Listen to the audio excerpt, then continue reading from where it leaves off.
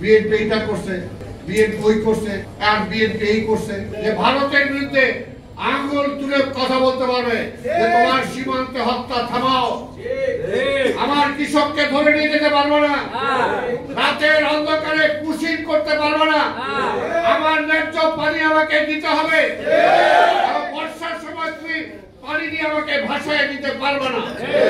এই কথাটা বলার মতো একটা স্ট্রং গভর্নমেন্ট দরকার। তারা সেটা চায় না। তারা কার পক্ষে? ভারতের পক্ষে।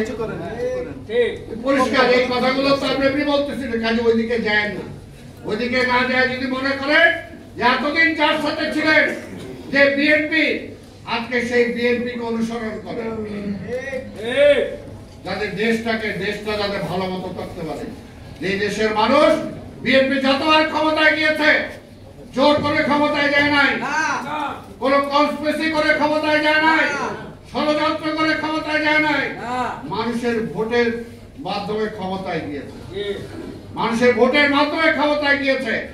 বিএনপি সেটাই বিশ্বাস করে।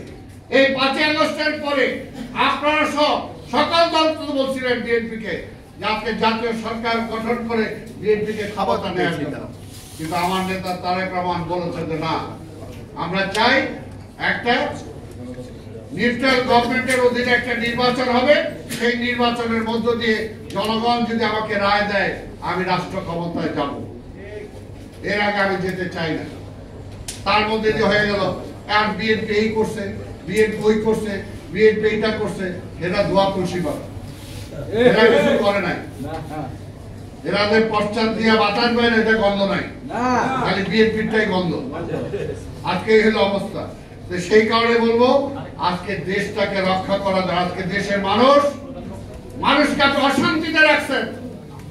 নির্বাচন আর 3-4 মাস পরে এখনো এমন অবস্থা সৃষ্টি করছেন যে মানুষ আজকে প্রশ্ন করে 22 ফেব্রুয়ারিতে নির্বাচন হবে কেন? আপনি এই সংখ্যার মধ্যে রাখছেন। মানুষকে যদি অস্থির অবস্থায় রাখে, একটা মানুষ যদি অস্থির থাকে, তার প্রেশার যদি বাড়ে, এই মানুষ কি সুস্থ থাকতে পারবে?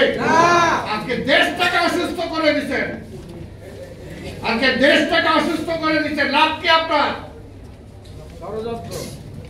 দেশটাকে অসুস্থ করছেন কেন? আজকে দুই ভাবে নির্বাচন চান। একটা নির্বাচনে হাজার হাজার কোটি টাকা খরচ।